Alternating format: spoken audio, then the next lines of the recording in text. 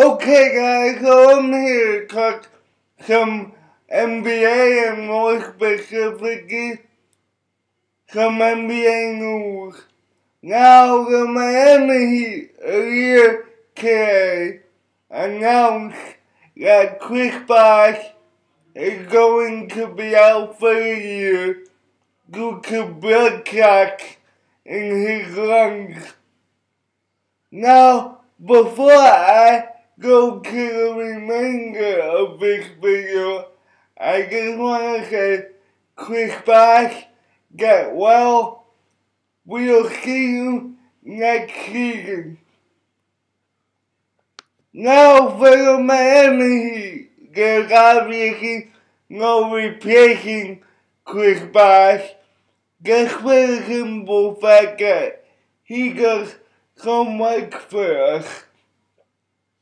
Now, Chris Bosh, by electing to shoot mid-range to three-point shots, drag out his defender, which allows the Miami Heat guards like Greenway or like Mario Chalmers to attack the basket without a center or a power forward being there, which makes it easier for them to score.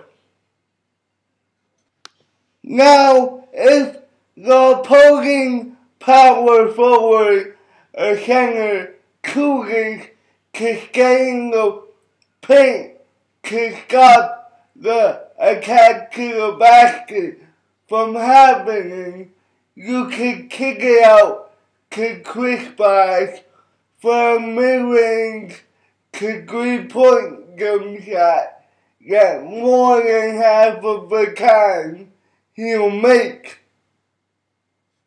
Another thing that Chris Bosh can do is when his opposing power forward or center is trying to guard him near the free throw line or at the perimeter, he could blow by them and attack the basket. So obviously, as you can see, there is no replacing Chris Bosh. The Miami Heat, in order to salvage the remaining 29 games of the regular season, have to change the offense dramatically. Now the Miami Heat, in order to somewhat be successful for the rest of the regular season, have to quicken up the pace. And they certainly have the players to somewhat implement this. They have Goran Dragic, they have Shabazz Napier, James Ennis.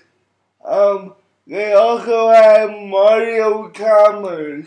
The only two players on the roster that I'm worried about who cannot keep up with that pace are Greenway and Walden.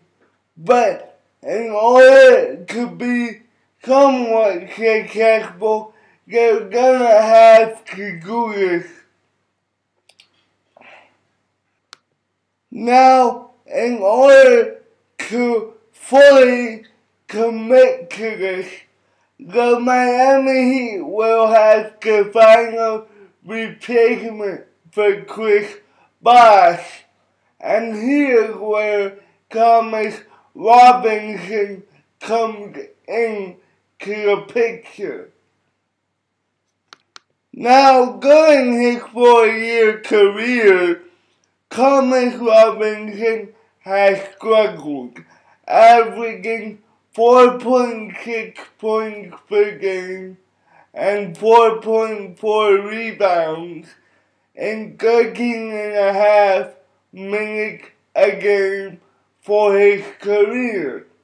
Now, I don't know whether he hasn't been able to adapt to the NBA game or whether he hasn't gotten a full chance to show what he can do.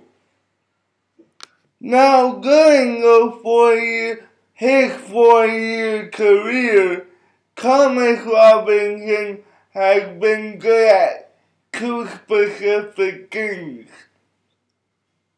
getting an offensive rebound and going back up and scoring the basketball and running the floor. Now, during the 13.5 minutes that he typically plays for his career, Thomas Robinson averages 1.5 offensive rebounds a game. But if you look at, for every 36 minutes that he plays, he averages 4 offensive rebounds for every 36 minutes. Now, the second thing he's good at is running the floor. So if let's say Goran Dragic D-Wade is leading the fast break, they know that he's gonna be right behind them because he's athletic, he has bounce, so that'll benefit if we want to change our offensive system.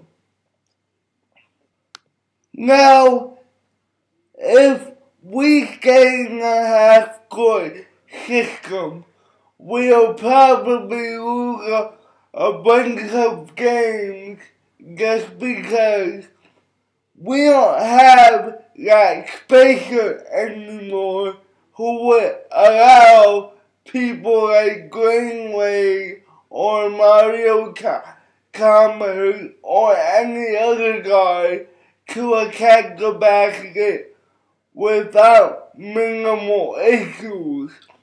Because as it is already, in the half-court set, we struggle to blow by people, and that's gonna be even more noticeable now that we don't have Chris Bosh.